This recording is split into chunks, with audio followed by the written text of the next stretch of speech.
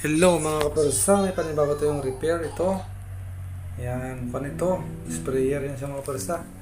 Yeah, boy. Wala, nagka-power. Tanggalin muna natin ito. I-check muna natin dito sa 50 volts kung mayroong supply na 12 volts. Yan. Wala talaga. Tapos i-check natin itong power buttons niya.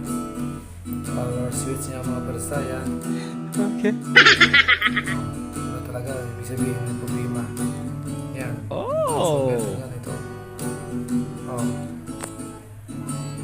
Siyempre makikita natin dyan, wala siyang madumi yan. Madumi yan. Paano masabi? Oh, madumi talaga. Tanggalin ito mga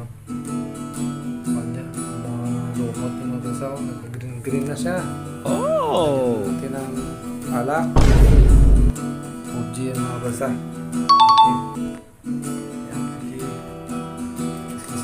Check mo natin kung magana ba.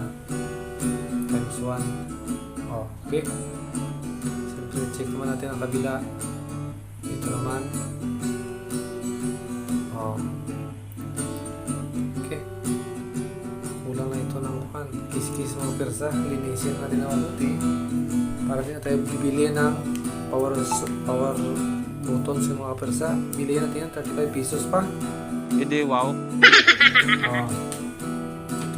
Wala na itong bilihin pa kay masahe ka pa, mas malaki na damage mo. Okay, ito kiskisin mo lang, linisin at saka ibalik. Yan, no? Nag-molds na siya kapirsa.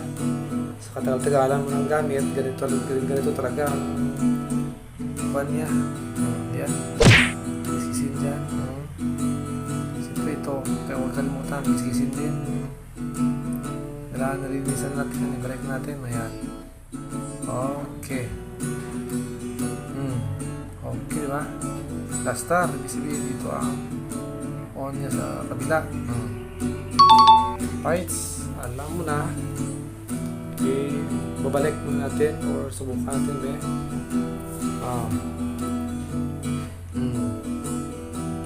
Itiin mo lang ang tester para masintro. Ayan. Okay na. Gumagana na. Oh.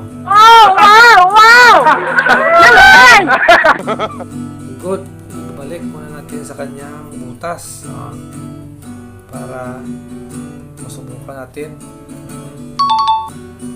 Yan. Pagkatapos natin ipapasok dyan ang isa naman. Ay, pumasok ha. Madumi talaga. Makasikip talaga ang butas niya. Ayan. Ang next naman natin, isa. Next natin. Good na. Thank you for watching.